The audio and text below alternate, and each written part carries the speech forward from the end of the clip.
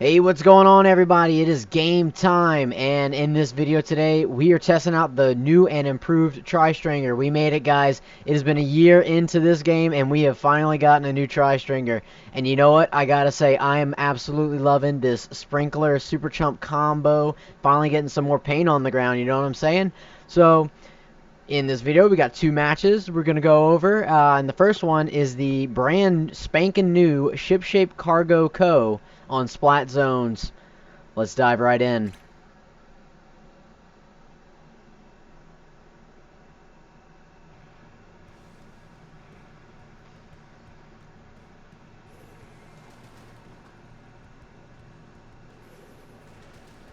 I have to say, this probably won't be the best gameplay on this map.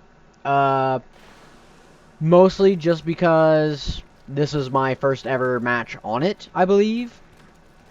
So we see we're going to feel it out. We're feeling it out. We're seeing where our backline positions are. Seeing where's safe. We're going to fire...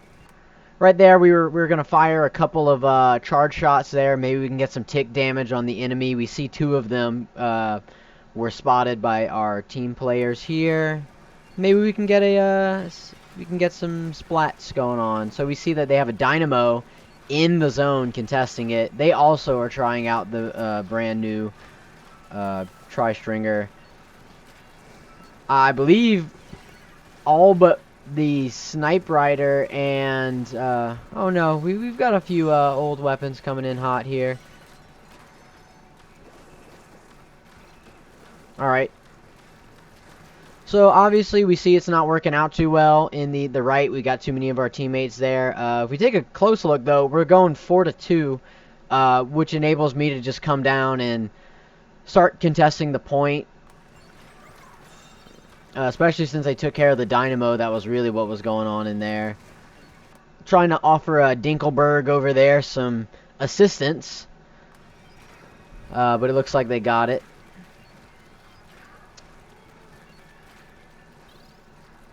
Alright, so we take the lead here. See, I would say that's a pretty decent sprinkler placement. Because even though it's totally in sight right there, the enemy would have to look out of their way to go get that sprinkler placement. And that enables me or one of my teammates to take a splat. So since it looks like our teammates are pushed far ahead, we're going to try and keep the point. Also my first time with a super jump weapon, I believe. So that's an interesting one. You just place it and run. Ooh, okay, so that dynamo's in way too deep.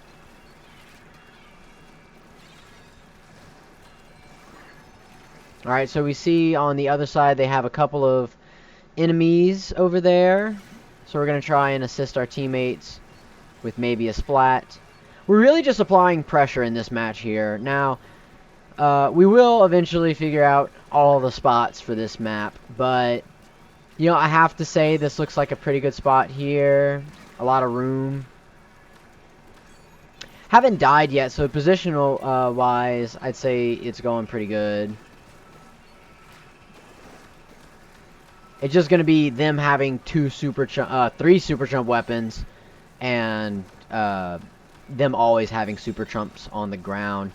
And that's what's so lovely about this game, you know. You never really know what kind of matchups you're going to get. You know, any deviation from the norm brings a whole different playstyle you weren't expecting.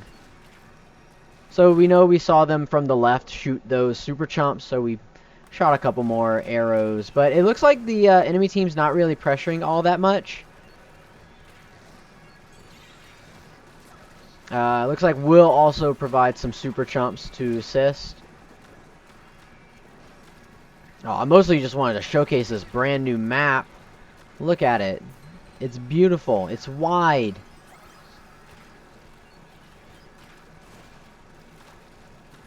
Alright, so we're going to jump in.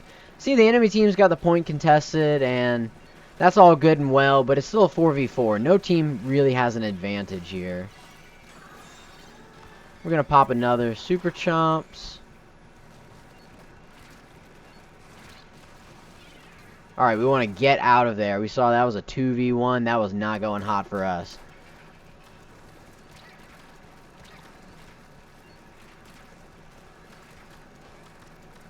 Alright, so it's a bow v bow fight.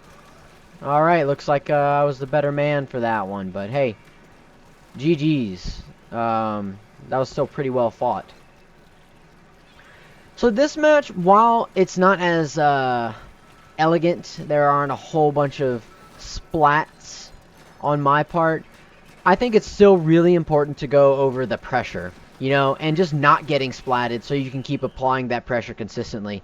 It's not as, you know, out there, that match. I wasn't like, no one was the MVP by any means, but that pressure, look at that. Splat zone anchor #1, turf anchor #1 popular target. You know, drawing their fire and still managing to stay alive is a skill in and of itself that should be recognized. And you don't have to get 20, 30 splats in a match for it to be a good match, you know? Sometimes it's just about applying that pressure. And look, if the enemy team didn't dig into that pressure, they didn't collide as they maybe should have to retake the zone. So as a result, we end up just getting a knockout. So moving on to the second match, there's going to be a bit more action on my part, I believe.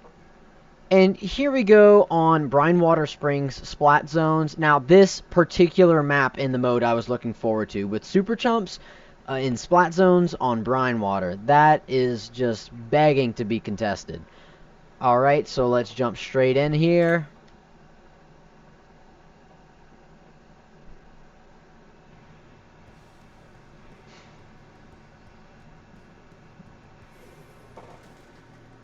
Let's take a look at this. We have 3 back lines on our side. We'll pause it to go ahead and look at it straight away. And we've got a Tri-Slosher, so he's obviously going to be our skirmisher there. And a Snipe Rider, a Tri-Stringer, and a Nautilus. All 3 of us really want to be in the back, but I think of the 3, the Nautilus is most capable for the mid-range fights. So we're going to jump in. We're going to go see what's up. And that was a poor decision on my part. So, you got to be aware of your surroundings. You got to watch out for suction bombs, splat bombs, anything. Because while there's obviously no enemy there, we can see where it was thrown from. And we can see it takes us out.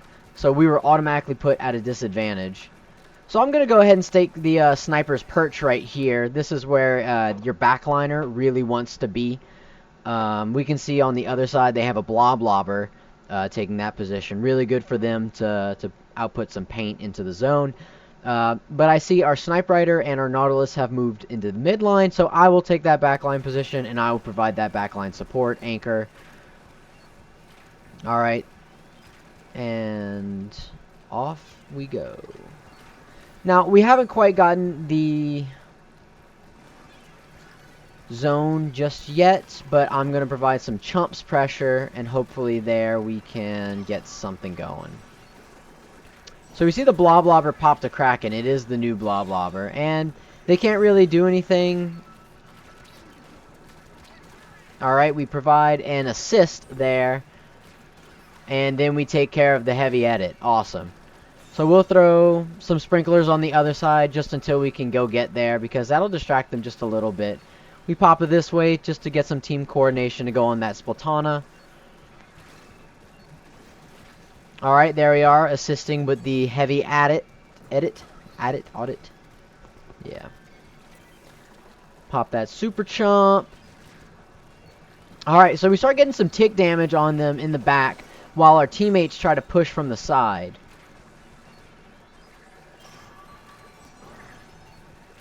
And we see here the Kraken's going to come for us again, but we're just going to have them jump down and we'll go and support our team. So that was a pretty poor Kraken on them, I suppose. And we see the heavy edit there. Let's see how this matchup goes. They get splatted by a teammate. They went in way too deep there.